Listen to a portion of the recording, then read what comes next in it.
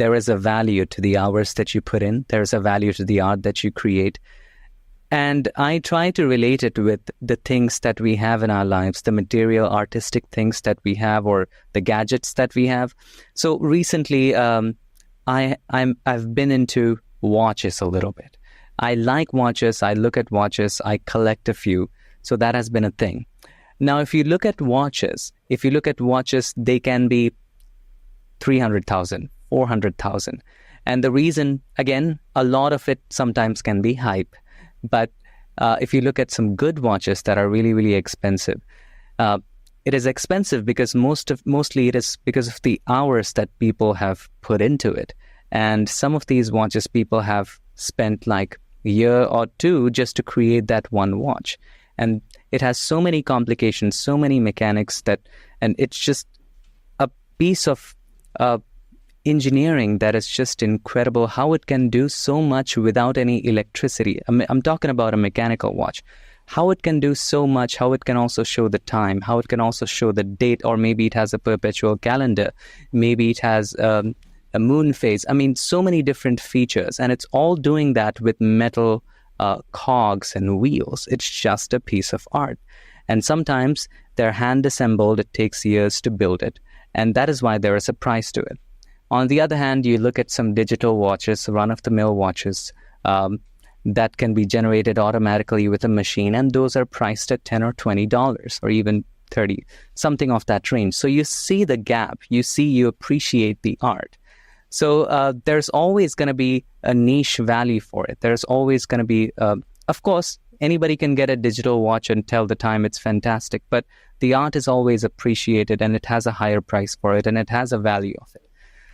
So I feel there is value. As long as, again, in the early days, people are going to create something in AI and call that art. That is a different thing. But I do believe that there is definitely a lot of value in something created with hand. Cameras, for example. You look at old cameras. In fact, I have an example. Hang on. I have a brand new example to my collection right here that really depicts exactly what you just said. This is a really old camera. Well, actually, it's not really that old, but it is pretty old. But it's totally mechanical. Like this thing, it has a crank. I mean, you crank the thing, unbelievable. When you open this up, there's zero electronics in this. It's all mechanical. It's basically little cog wheels, and it's unbelievably complicated. It's just so, I mean, it's unbelievable.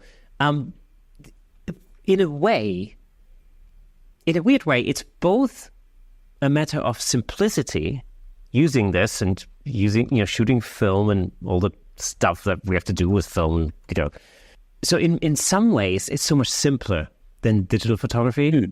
It's kind of back to the basics, but in another way, it's also a lot more complicated, because when you open this, if I open this up, I understand nothing.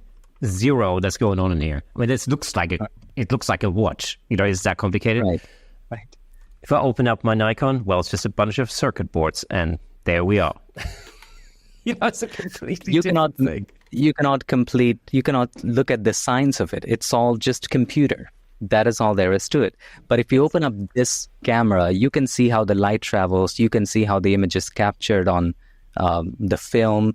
And you can really make out, like the way we studied physics in high school, the lesson on the light, we learned how a camera works. Exactly. I mean, that's just what I always say to my clients, or when I'm teaching, a lighting workshop or something. So basically, we're shooting with a computer. That's what it is. It's a computer. It turns light into an image. Basically, because people often go like, "Oh yeah, how do you feel about shooting with your iPhone, for instance?" I'm like, I feel really good about it. It's just another computer. They know it all. So there are little updates when it comes to it. Actually, there are huge updates that people should know about. For example, now this has not gotten better. This is still, I would say, kind of not as good. But for example, if you look at compositing, when we place a subject on a new background, we also have to create the shadow of the subject, right? Now, right at the moment, if we already have the old shadow from the old picture and it is clean, we can extract it. That is fine. But if it's, let's say, a complicated shadow, maybe on a grass or the ground is not level, and we bring that subject onto a new background, we have to create that shadow from scratch. We have to paint that shadow. But what if Once we bring the once we bring the subject, we match the lighting, we match the color. We just select that area, right, where there needs to be a shadow, and just type in shadow with AI. It will create that shadow for you. So little changes like that with composite, and that is the way editing is going to change. For example, also in product photography, sometimes you have to generate different backgrounds for the product, and just even finding a background that matches the lighting, even if you're looking at Adobe stock or licensed photos, it just is a hell lot of work. But when you generate the background with AI, most of the images that you generate already have the lighting matched. If the lighting on the product is harsh, it will generate a background with a harsh light. If the lighting is coming from a specific direction, it will match that. If it has harsh shadows, it will match that. It will also create the shadow for the product. It is just insane. So let's say you shot a photo of a shoe product. You want, in the background, you want some sand. In the background, you want some maybe ice. So you can really, really get creative with this. The thing that AI does is that it just begins to give you so many options. I recently made a video on 20 ways you can apply generative fill. And I mean, still, that is just the tip of the iceberg. There are so many applications. It is just changing the way we edit photos in Photoshop.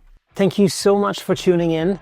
If you enjoyed that clip, then press here for the full episode in glorious Technicolor. Hey, and don't forget to subscribe.